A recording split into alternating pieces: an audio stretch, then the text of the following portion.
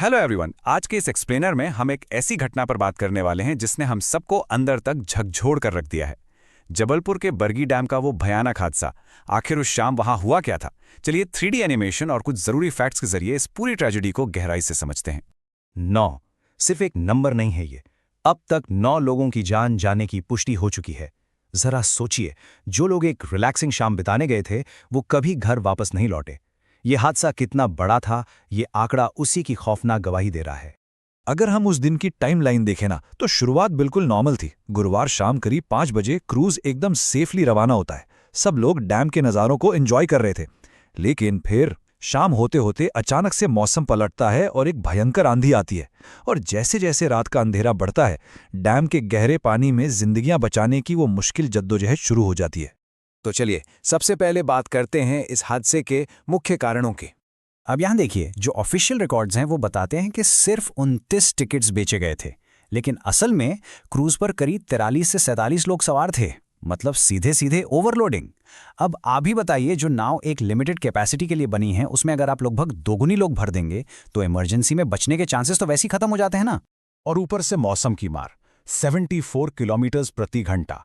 ये उस आंधी की रफ्तार थी जिसने क्रूज को हिट किया। इतनी तेज हवाओं में तो अच्छे अच्छे जहाज डगमगा जाते हैं, फिर ये तो एक ओवरलोडेड टूरिस्ट नाव थी। लहरों और हवा के इस जबरदस्त प्रहार के सामने नाव का बैलेंस पूरी तरह से बिगड़ गया। इस पूरे हादसे का सबसे अनफॉर्चुनेट पार्ट पता है क्या है? ये हादसा डैम के बीचों बीच नहीं हुआ था, बल्कि किनारे से सिर्फ 300 मीटर की दूरी पर हुआ। सोचिए, सेफ्टी लिटरली उनके सामने थी, लेकिन तूफान इतना अचानक और तेज था कि किसी को संभलने का या उस 300 मीटर के फासले को पार करने का मौका ही नहीं मिला। आगे बढ़ते हैं एक ऐसी सच्चाई की तरफ जिसने सबका दिल तोड़ दिया। एक मां का आखिरी संघर्ष।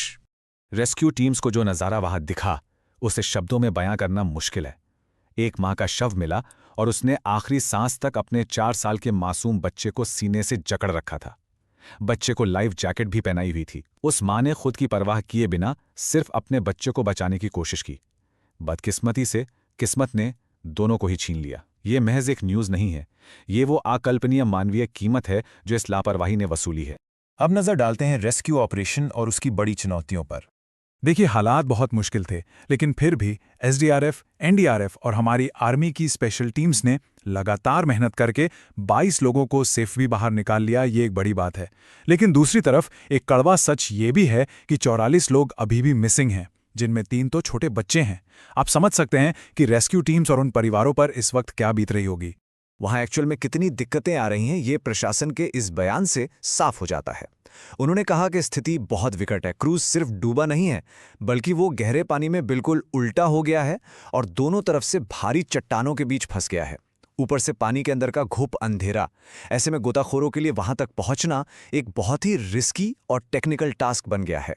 अब देखते हैं कि इस पूरी घटना पर प्रशासन की तरफ से क्या कदम उठाए गए हैं और जांच कहां तक पहुंची है। इस ट्रेजेडी ने पूरे देश का ध्यान खींचा है। खुद प्रधानमंत्री नरेंद्र मोदी ने इस पर गहरा दुख जताया है और इमीडिएट रिलीफ के तौर पर सरकार ने मृतकों के परिवारों को 2 लाख रुपए और घायलों को 50,000 रुपए की आर्थिक मदद देने का ऐलान किया है। जाहिर है, पैसा किसी की कमी पूरी नहीं कर सकता, लेकिन इस मुश्किल वक्त में यह प्रशासन का पहला जरूरी कदम है।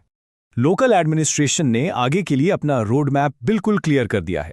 स्टेप 1, जल्द से जल्द रेस्क्यू ऑपरेशन को कंप्लीट करना। स्टेप 2, इस पूरे मामले की, खास तौर पर उस ओवरलोडिंग वाले फैक्ट की बहुत ही बारीकी से जांच करना। और स्टेप 3, जो भी दोषी पाया जाए उस पर सख्त से सख्त कार्रवाई करना, ताकि ऐसा हादसा दोबारा कभी ना हो।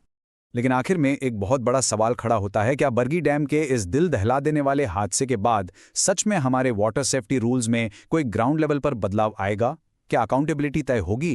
क्योंकि जब तक सिस्टम में बैठे लोग और हम खुद इन रूल्स को सीरियसली नहीं लेते, ऐसी घटनाओं को रोक पाना बस एक सपना ही रहेगा। तो सोचिएगा जरूर इस बारे में। इस एक्सप्लेनर में हमारे साथ जुड़ने के लिए शुक्रिया। सुरक्षित रहिए और अवेयर